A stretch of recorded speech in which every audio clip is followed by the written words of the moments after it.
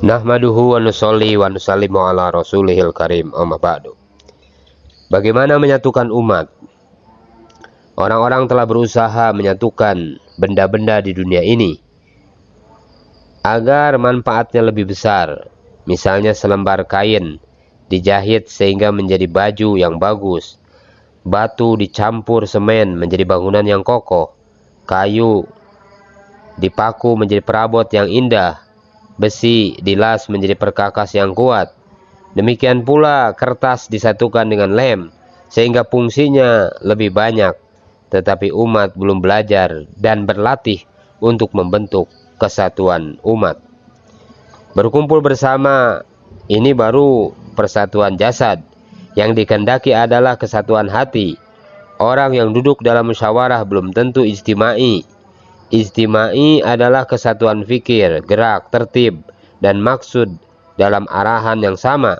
Sebagaimana jasad, apabila salah satu bagian tergigit ular, maka seluruh tubuh merasakan sakit, dan bagian tubuh lainnya segera merespon. Tangan memegang bagian yang sakit, mata menangis, mulut mengadu, lalu kaki segera melangkah pergi ke dokter. Ketika akan disuntik, pantat rela tertusuk jarum, walaupun terasa sakit, tetapi tetap bertahan agar jasad sembuh. Ketika ada yang menyerang tubuh kita, maka semua anggota tubuh akan bergerak membelanya. Seseorang ingin memukul bagian kepala, maka tangan langsung bereaksi menangkis. Walaupun tahu resikonya, tangan akan sakit. Mengapa demikian? Sebab dalam jasad itu ada ruh. Jika tidak ada ruh, maka jasad tidak akan bisa bergerak. Kekuatan ruh dalam kerja dakwah adalah kesatuan hati. Bila terjalin kesatuan hati, maka kerja dakwah akan terus berjalan. Tetapi sebaliknya, jika tidak ada kesatuan hati, maka kerja akan menjadi rusak.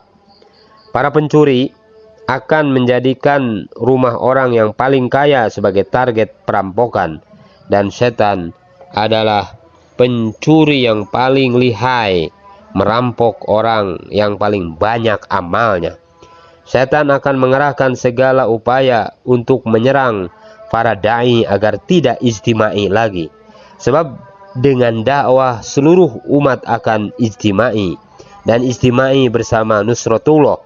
Jika kesatuan hati terwujud, pertolongan Allah Subhanahu wa taala akan datang dan kerja dakwah akan meningkat.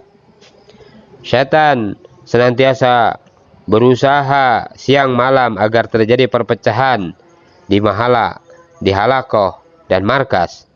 Allah dan Rasulnya telah mengabarkan bahwa setan senantiasa menghasut, mengadu domba, tajasus, memata-matai, dan sebagainya. Walaupun kerja dakwah berjalan, tapi pertolongan Allah Subhanahu wa taala tidak turun. Pada tepi hutan ada 3 ekor kerbau tinggal bersama dengan rukun. Walaupun mereka berbeda warna kulit, berkulit putih, hitam, dan coklat, kemanapun mereka pergi, mereka selalu bersama. Ketiganya saling menjaga, membantu, tolong-menolong, sehingga raja hutan pun enggan mengganggu mereka. Pada suatu hari, singa yang menjadi raja hutan senyap-senyap datang khususi kepada kerbau putih.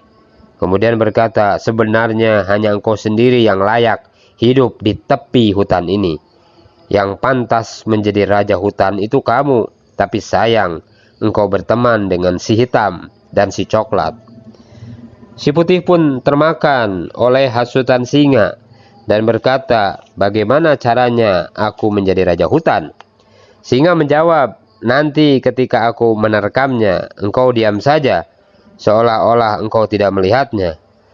Lalu singa datang khususi ke si coklat, seraya berkata, warna kamu indah sekali, coklat keemasan. Tapi sayang ada si hitam yang membuat kalian tidak dipandang oleh masyarakat hutan.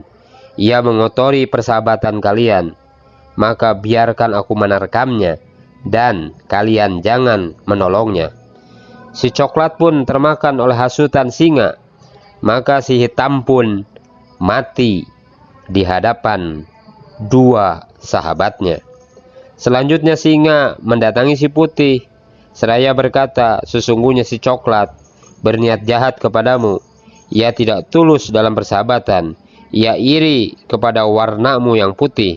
Warna putih lebih mahal dari warna yang lain. Maka sebelum dia mencelakakanmu, biarkan aku menerkamnya. Maka si coklat pun mati. Tinggallah si putih sendirian, dan dengan mudah singa menerkamnya. Ia pun tidak bisa melawan, hanya bisa berteriak, "Mari kita bersatu, mari kita bersatu." Rasulullah Shallallahu Alaihi Wasallam bersabda, sesungguhnya setan itu telah berputus asa agar dapat disembah oleh orang-orang yang melakukan sholat di Jazirah Arab. Akan tetapi ia tidak pernah berputus asa untuk menghasut di antara mereka. Hadis riwayat Muslim.